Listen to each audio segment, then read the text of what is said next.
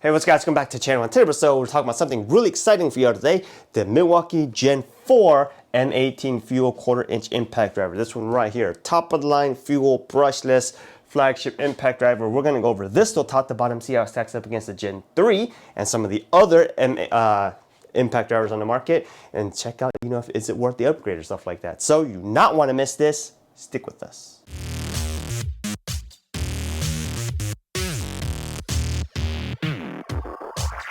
Alright you guys, so this one right here is a model number 2953-20. If you buy it as a kit, it's 2953-22, and it is currently the latest Gen 4 impact driver out from Milwaukee. And yes, we did buy this as a kit with, the drill impact, the drill driver and other stuff. So it is something that we purchased. It's not sponsored. Nobody sent this to us, so keep that in mind as we go over this. All right. So, like I mentioned, it was fairly recently released a couple months ago. I don't know, like 7 or 8 months ago, through their pipeline event or whatnot. We did not go to it.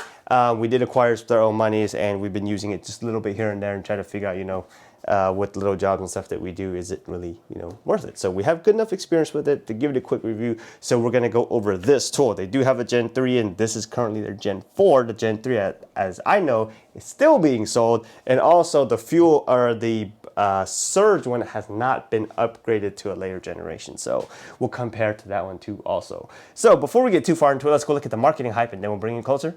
Take a better look at it. This right here is an M18 Fuel 1/4-inch Hex Impact Driver. It is the most powerful and the most fastest driving impact driver, featuring ultimate trigger control. Okay, so they put a lot of caps in that marketing here, so there's a lot of claims being made. But like I said, they are saying it is the most powerful and the most fastest driving with the most ultimate control. It's compact in size, 4.47 inches for access in tight spaces, has 2,000 inch-pounds of torque, single-handed bit insertion for ease of use, all-metal belt clip, most powerful, they said that again, ultimate trigger control, increased productivity on the job site with the fastest driving speed of any impact driver without sacrificing power or control. That's a tall claim, so we're going to check that out. It has tri-LED lighting for maximum workplace visibility. That's actually pretty good. They did move it around. It has 4-mode drive control. It's up to 3,900 RPMs, weighs a whopping 2.2 pounds, and it is compatible with all of their M18 batteries and chargers. If you buy it from an authorized retailer and stuff like that, they will give you a warranty. It's a standard 5-year limited lifetime warranty. All right. According to the marketing hype, it's about 7.6 inches high and about 2.6 inches in width. And we already talked about 4.49 inches in length. All right, you guys, so this right here is left-hand power tool if you're holding the power tool. And just as we're talking about it, if you use Milwaukee M18 tools a lot and you close your eyes blindfold and you held this tool, you're gonna know it's a Milwaukee M18 tool. Just know that, okay? Nothing too special. Everything is, pretty standard, exactly as you expect. So we're gonna go straight forward here. All this stuff here is plastic. This stuff here is rubber overmode, as you would expect. This is the variable speed trigger, works pretty well. Forward, reverse switch in exactly the same place. The belt clip is here, held in by one screw, and it is reversible in case you did want to put it on the other side. It did not come when you buy it as a kit with a drill and impact driver with the little bit holder. Sometimes they do, sometimes they don't, but this one did not, okay? So that's what's really going on here, but it will say the standard Milwaukee Fuel brushless emblem marketing stuff they got going on there. Backside here, we've already used it quite a bit, got a little bit warm in certain areas and stuff like that, so it's been a little bit, I don't know, blemished, but this part is flat here. Fall rest type lanyard system if you want to hook something up on there, but other than that, nothing going on here. The right side, pretty much exactly the same as the left side, but no belt clip attached. So we will go ahead and say this, in as most of everybody knows by now, the belt clips that they did start including is wide enough so that it doesn't allow you to use the high output batteries here. Initially, when they first started releasing the high output batteries, some of the original tools didn't have a wide enough belt clip to do that. So it kind of like stuck out, or some people just took them off. So there's that. All right. So moving around to the front here, it's got your standard 4 modes as you would expect. There's like, self-tapping screw mode. And I will tell you a secret about the self-tapping screw mode, which I just found out from experience by using it, is that if you use the self-tapping screw mode, you really want to use it past, like, I don't know, 60% of trigger pull, because if you use it lightly with just a little bit of trigger pull, it will not really work properly, or at least that's what I found. I don't know if it's defect with this one or if that's just how it's designed to work. I'm just telling you that's just how it works. Or maybe this one's effective, who knows, but you know, I don't really use it too much, but we did use it just to try it out. Standard, you know, 1, 2, 3, you know, the variable speed variable speed function is actually pretty good. We'll go ahead and show you that here. Right now it's on mode 3, here we go.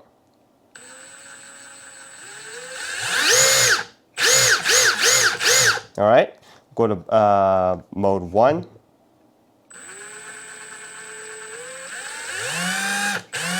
Mode 2.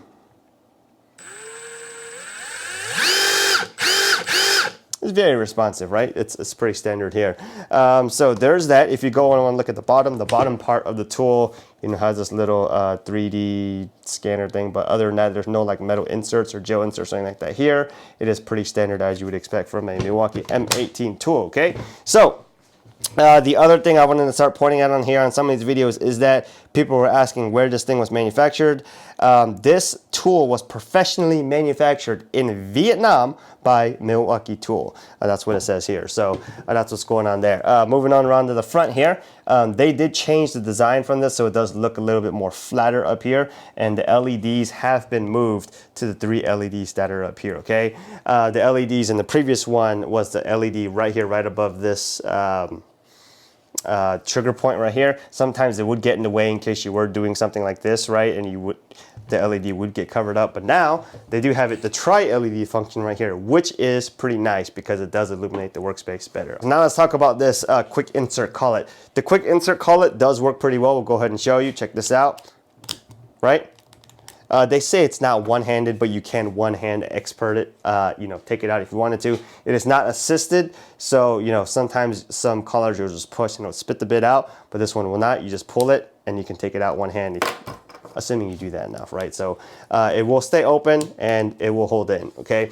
So now let's go ahead and talk about the Gen 2, or sorry, the Gen 3, which is this one right here. And if you've already seen the Gen 3 video, I've already had several issues with this one, mainly only with the collet. Actually, every once in a while, I just won't even like engage, but you know, that's a different story. But the collet on the Gen 4 model has been fixed, and I have not had an issue with the bit falling out of it or a bit getting stuck in it.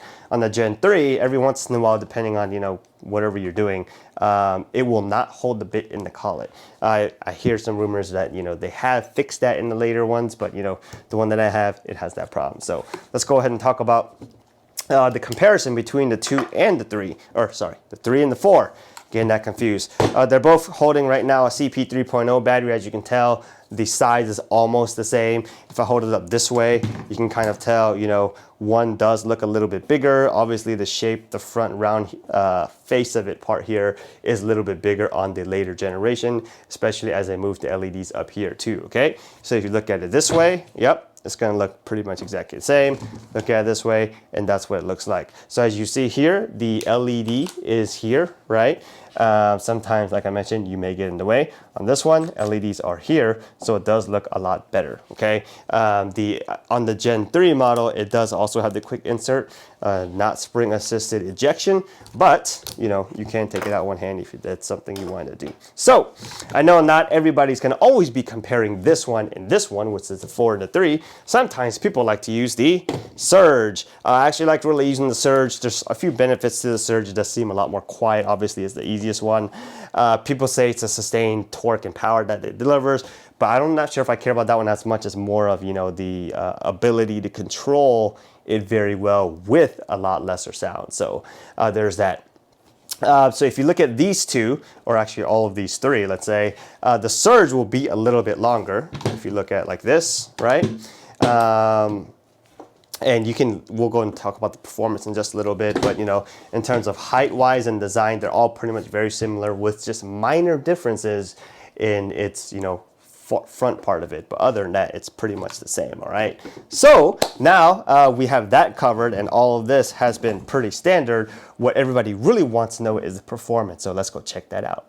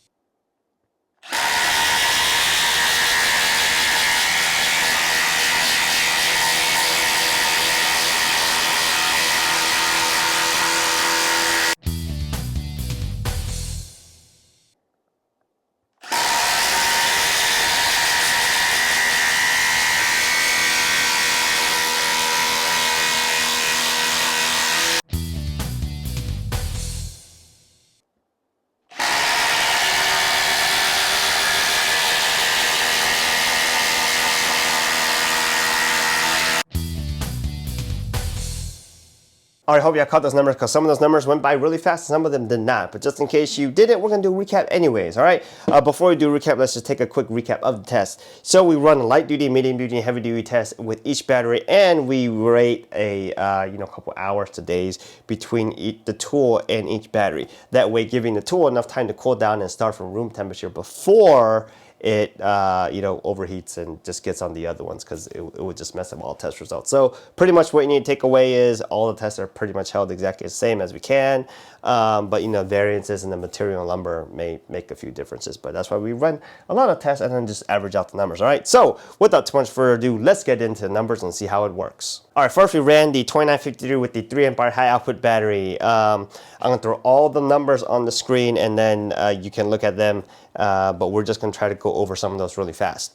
So with the 3 amp hour high output battery, on the light duty test, the average of 3 runs came out to 3.79 seconds, medium duty test 3.75 seconds, and the heavy duty test, which is the 1/2 inch by 8 inch lag, 12.85 seconds. All right, so the Gen 4 impact driver with the 3 amp hour high output battery had an average of the weight comes out to 3.94 ounces. All right. We're going to go over all the batteries, and then we'll go into all the performance numbers. So then we ran the 2953 Gen 4 with the 6 amp hour high output battery. Light duty test average comes out to 2.91. Medium duty test average comes out to 3.09, and then the heavy duty test average comes out to 13.04 seconds. All right, that combination, the 2 and the 6 amp hour high output battery combination, comes in weighing in at a whopping 4 pounds, 10.4 ounces.